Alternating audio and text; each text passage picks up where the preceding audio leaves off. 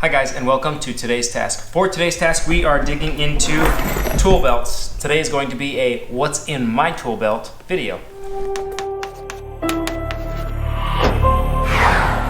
So this is the tool belt that I've used for a long time. I have no idea what brand it is. I don't even know where it came from as far as stores go. I just know I stole it from my brother Josh, and it's been my belt ever since. Thanks, Josh. If you want it back, I'll give it to you. But the reason I actually got rid of this belt and stopped using it is because the buckle kind of was going bad on me and wasn't holding anymore. So you could replace the belt and the pockets are actually still good. This particular belt I like because I feel like it was good for framing or at least for concrete forming. And that's what he used it for, was when he was forming concrete and laid concrete. You could put a lot of nails in it, you could put your hammer, measuring tape, just small tools. Not a ton of pockets, but it worked great for that.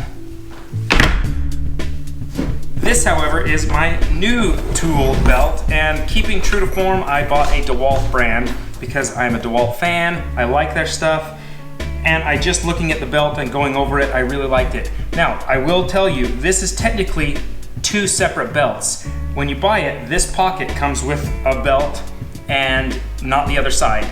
And there wasn't really an option for this pocket setup and then another pocket setup, so I actually just bought two of them.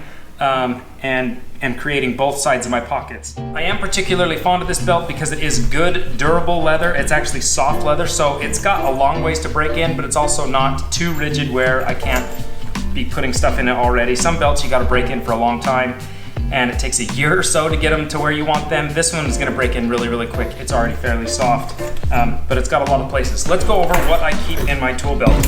First and foremost is my hammer. So depending on what task I'm doing for the day, if we're framing stuff, this is my framing hammer. I only use this for pounding in nails. I don't really drive like concrete stakes with this or anything like that, because if you look, it has a waffle face, which helps it to grip nails. It's meant solely for pounding nails in and putting into wood. So I only really use it for that. And it's a lightweight hammer, so if I gotta put like a big stake in the ground, this is not the hammer to do that with because I'm not gonna get a lot of force from it. For the most part, I carry this hammer, my demolition hammer. It's got a blunt face. It has my claw for adjusting, and I've kind of talked about this hammer a little bit before, but this hammer weighs 22 ounces. That's a heavy swing, and if I'm gonna be putting a stake in the ground, I don't care about damaging that head at all. So this hammer stays in my belt for the most part. There is one hiccup to this hammer. When it's in your belt and in your like hammer holder like that, sometimes this gets caught and it's not as easy to get it out. You just gotta learn how to handle this hammer, and it works really, really well. Anyway, that's first tool that's in there. Second, which is the most important, is your tape measure.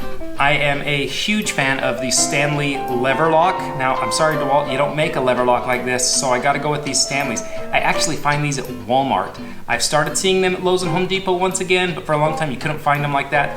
I like them because I can pull it out and it stays automatically, and then I release it. Most tape measures are opposite. They will come out and retract automatically, and you have to lock it to stay out. I don't like that feature. I really like the lever locks.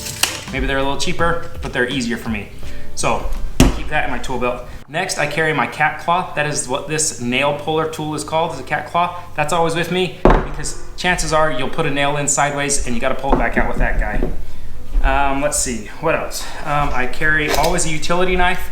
I like the breakaway blade utility knives. They just allow me to get into big areas sometimes.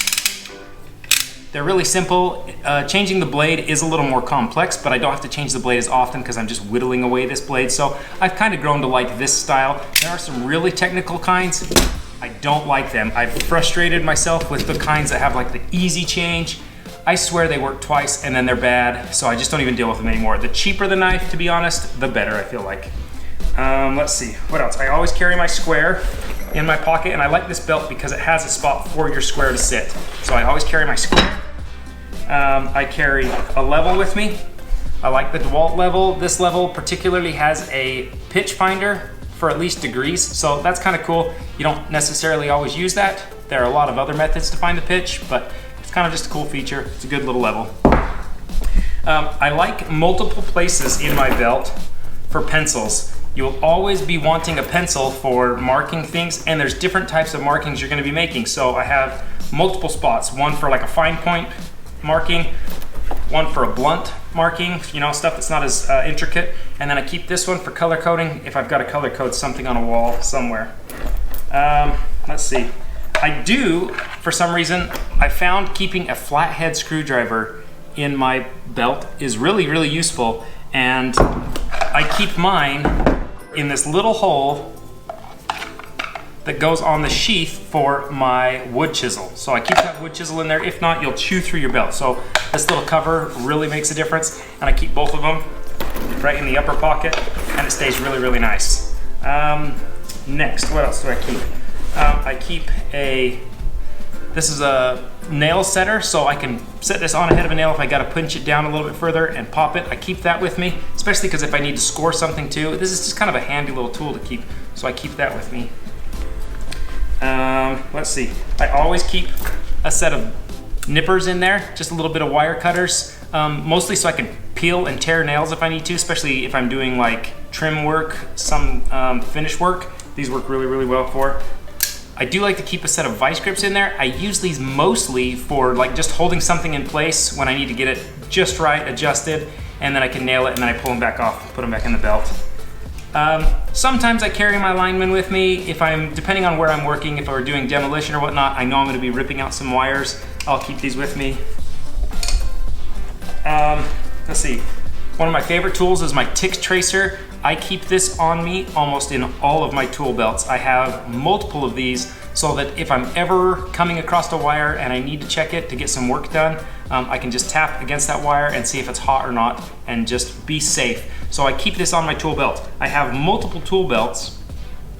This one is for my framing and construction, I guess, building belt. My other belt is my electrician's belt that I keep all of my electric tools in, and we'll go over that belt when we start doing the rough end electric on this house. But a tick tracer stays in both belts. Okay, so this belt has lots of little pockets for it. These outer pockets, one is designated for screws, one is designated for nails. Then the other big ones, I still haven't quite decided what's gonna go in these. But right now, some of the project we're working on, I have to use these big lag screws. So in the same pocket side that is my little screws, that big pocket gets these big heavy lag screws right now. And then on this side, this small one has my framing nails, like I said, and the big one has like nail clips. So I keep those just kind of like that right now. I think this is a good setup I've got here. I'm really liking it so far. I haven't had a ton of use, but one of the things I like a lot about this belt that I didn't like about this belt was this is really, really strong banding, which I like, but it makes adjusting this almost impossible. After I've worked with it for so many years at one waist dimension, trying to get it to adjust to a smaller one was a bear cat. And I felt like it was just always slipping and never wanting to stay. This one, however, is, it's not clipped, so I'll kind of probably only use one set of holes each time, but I'll be able to go to that every single time, or if I need it a little looser, depending on if I'm wearing like a coat, or if it's summertime and I'm wearing just a t-shirt, I want the belt just a little looser. So this allows me to adjust it kind of on the demand, and I think that's a better fit. In one of these other pockets, I will keep my chalk line. I keep my chalk line on my belt, and I really only keep that for kind of 1 or 2 days of work. When we're starting to do layout on the floor, you'll definitely want your chalk line with you at all times. When we're doing exterior work, you'll want your chalk line with you at all times. I really don't have that on me always, but I do have a pocket for it, especially in this belt. And while this is not the most expensive chalk line, it is DeWalt brand. I will link all of the tools that I've kind of shown in my belt in the description down below if you guys are interested in any. If you have any questions about them, please email me or comment down below and I'm happy to ask. And guys, I want you to stay tuned because we have some awesome content coming up. We have just started the egress windows and they start tomorrow. I'm so excited to film that, so stay in tune for next week's video when I show the entire egress window process. Until then, we'll see you guys next time. Bye guys.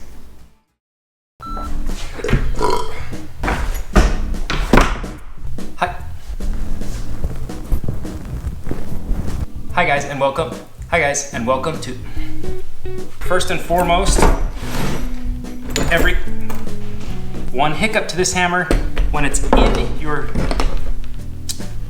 next, I always carry a Next I carry my claw. There is one flaw to this hammer. When it is in your tool belt, you'll have a hammer claw like,